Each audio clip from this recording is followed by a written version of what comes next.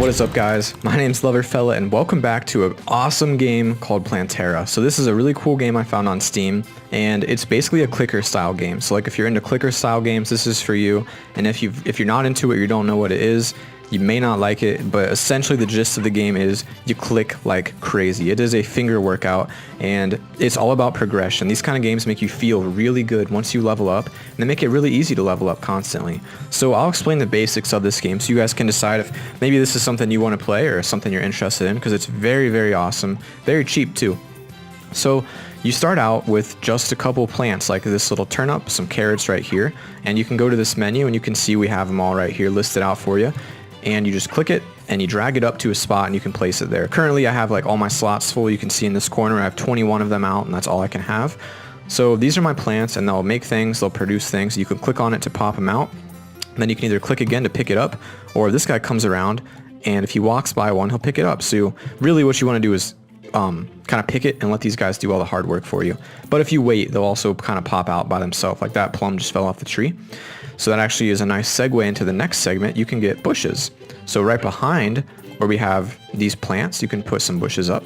So we have all kinds of cool bushes that of course get better as you level up and unlock new things.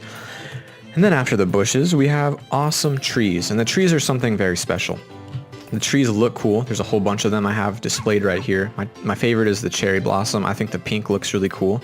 And they just kind of drop stuff all the time. So I go through here and click. Since I'm pretty far in the end game right now, I get a whole ton of stuff popping up. And then finally we have these animals. So like I can plop a sheep down.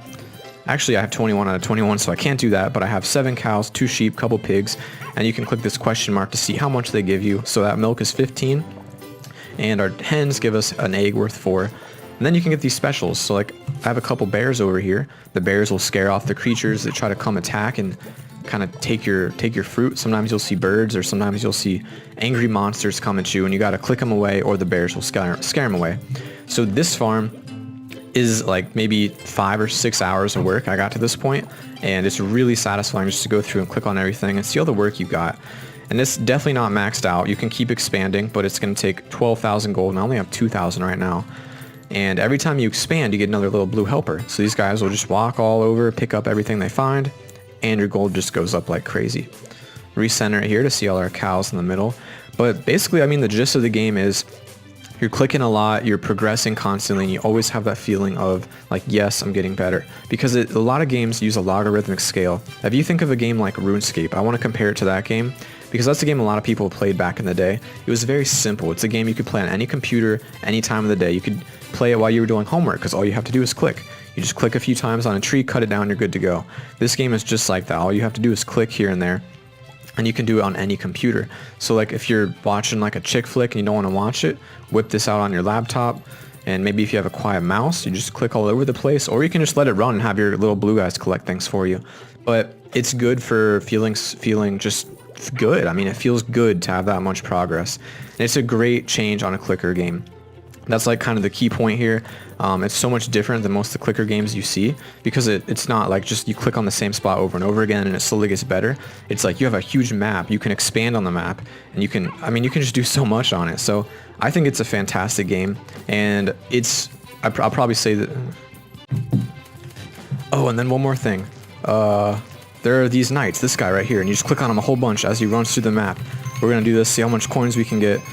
And you just follow him all the way across. It tells you when he spawns, and you get a whole bunch of gold from it. You can get some achievements too. This game has achievements and cards, so the game's so cheap you probably could make your money back from the trading cards in the game, making it essentially a free game. So yeah, it's good. It's good. I would recommend it. I think it's cool.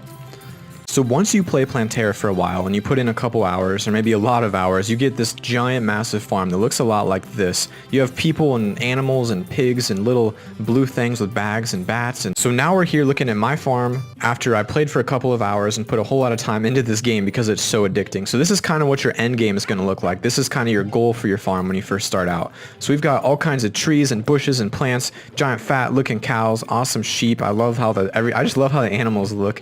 And like I have a whole bunch of land. We can scroll way across this map, see all kinds of trees and stuff. And I actually have 74,000 coins right now, and it's just going up super quick. This is without me even clicking.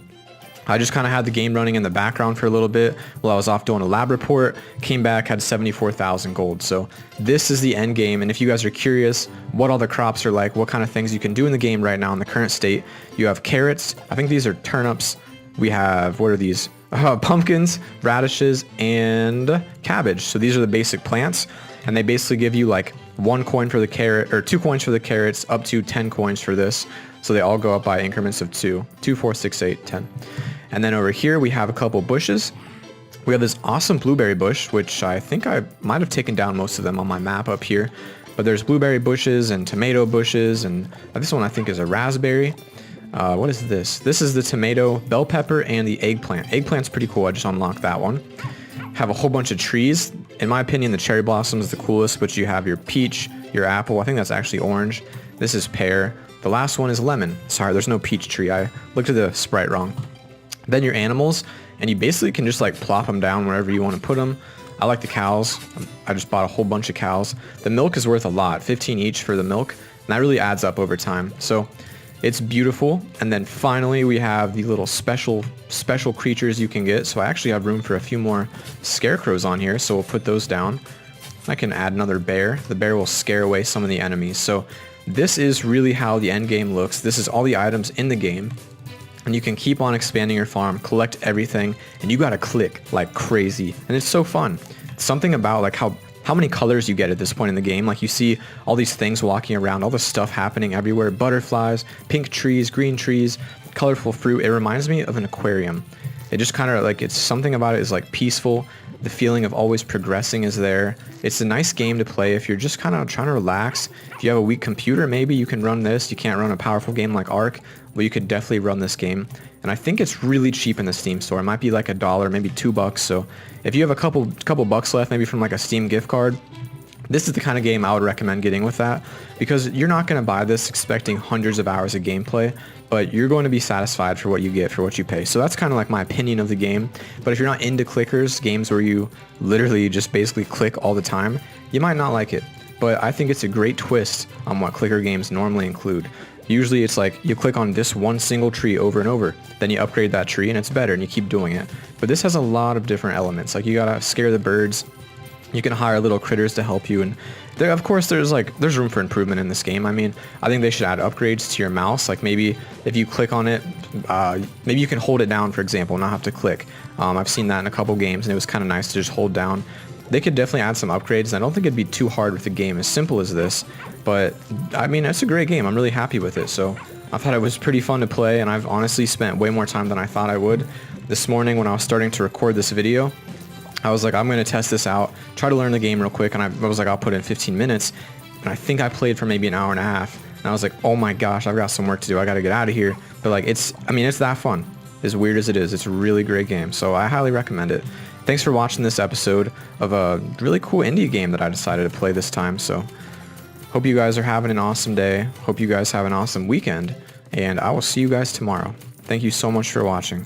As well, do it this way. Basically everything today that could have gone wrong did go wrong completely. I mean, every class, every single assignment I turned in, everything I got returned, every person I talked to, like it felt like the whole world was after me today. It was just a terrible day, and I'm sure you guys have had days like that too.